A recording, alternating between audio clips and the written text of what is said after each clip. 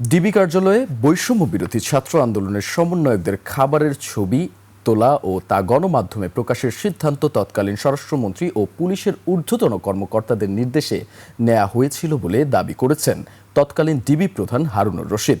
এ সংক্রান্ত একটি অডিও কলের কথোপকথনের প্রতিলিপি আন্তর্জাতিক অপরাধ ট্রাইব্যুনালে উপস্থাপন করা হয়েছে।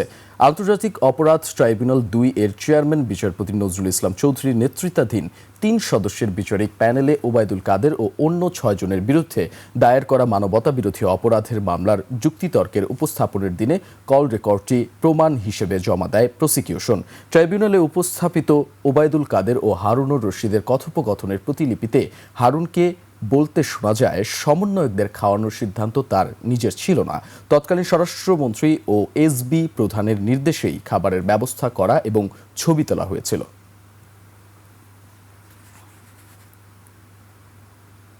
হারুন, কি তুমি তোর নেত্রীও তো বিরক্ত হয়েছে। আমরা তো তোমার প্রত্যেকদিন বলতেছিলাম তুমি ভালো করছো, করতে আবার খাওয়াই ওইসব কেন? না, এ খাওয়ার ডিসিশনটা কে দিয়েছে স্যার? আমার স্বরাষ্ট্রমন্ত্রী, আমার এসবির চিফ, এরা যদি তোমাকে ছবি তুলে বাইরে পাঠাতে। জি স্যার, ছবি তোলা প্লাস হলো বিবৃতিটা প্রকাশ, ছবিটা নিজের কাছে রেখে দিবা। এটা না, ওনারা তো বলছে প্রকাশ করার জন্য স্যার। মনির স্যার, এসবির চিফ স্যার জিজ্ঞাসা করেন স্যার, মনির স্যার বলছে কিনা।